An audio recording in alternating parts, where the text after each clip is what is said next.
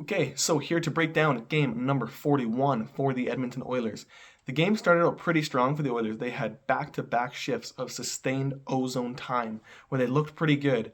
But Ricard Raquel for the Penguins gets the first goal of the game. This one is assisted by Brian Rust and Marcus Pettersson. Evan Bouchard's man in front gets the goal in front of the net. And just like that, it's 1-0. Shortly thereafter, the Penguins strike again.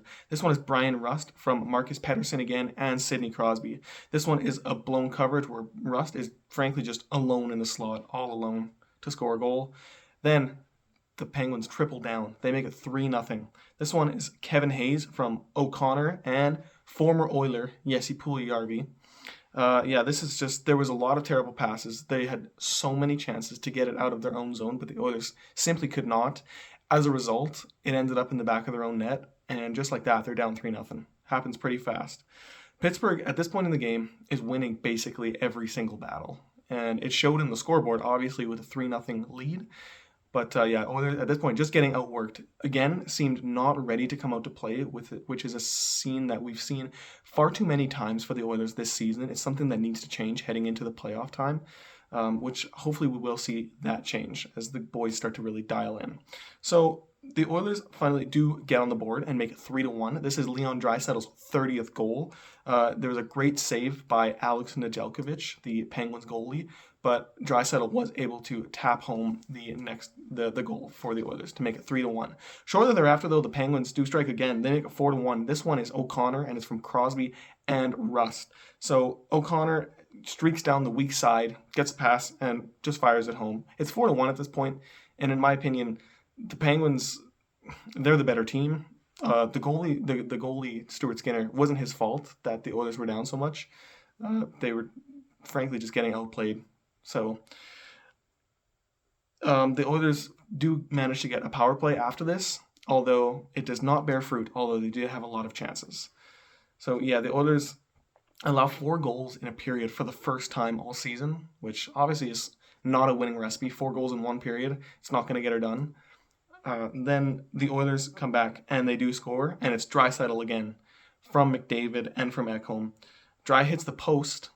Then there's some more sustained ozone time. McDavid makes a great feed, and Draisaitl does not miss his second chance. So it is, at this point, 5-2. Then the Oilers do score again. They make it 5-3. This one is Nugent Hopkins from McDavid and Bouchard. This one is on the power play, and Nugent Hopkins just ripped it top corners. That was at the end of the second period, and the third period was a completely scoreless period. The Oilers had a lot of chances. They unfortunately could not bury one. Draisaitl had a bid for a hat trick, which Marcus Pettersson just cleared off the line just in time. It was absolutely going in. It was like centimeters away from becoming a 5-4 game and a Leon Draisaitl hat trick, but it was not to be. So the Oilers fall in this one 5-3 despite a lot of flurries, a lot of chances, especially at the end of the game with the empty net. Stuart Skinner goes to the bench, 6-on-5, but it was not to be. Again, the Oilers fall 5-3. Their 4-game winning streak is now snapped. Their first loss of 2025. So the shots were 43-26 in favor of Edmonton. The shot clock did read that the Oilers heavily outplayed them, but when you go down 3-0 and then 5-1 in a hockey game, it ends up not being a winning recipe to come back, even though they did manage to make it an intriguing hockey game with 2 goals in the second period to make it 5-3. It's too insurmountable of a comeback when you're down 5-1, so they were not able to pull it out this time. So Pittsburgh now has 44 points. They're fighting for a playoff spot. They're fighting for their playoff lives. A few months ago, I would have said that the Penguins were dead in the water, but now they're really in the race. Actually, they might be occupying a playoff spot now. I know Columbus did get another win tonight, so both of those teams, there's a lot of Eastern Conference teams that are right in there just scrapping and clawing for every single point.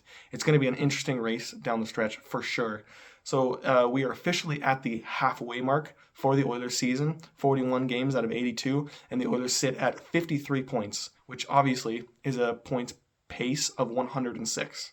They still currently sit in the second spot in the Pacific Division, but LA does have a few games in hand and are only 2 points back. So tonight, You can't win them all, but this is a rough loss for a team that is desperately trying to take the division lead over Vegas, who is still, seems like they don't lose a game. So yeah, that was game 41 for the Oilers in a losing effort, but they're right back to it on Saturday against Chicago and Connor Bedard. So McDavid versus Bedard should be a good one. Hopefully the Oilers can get 2 points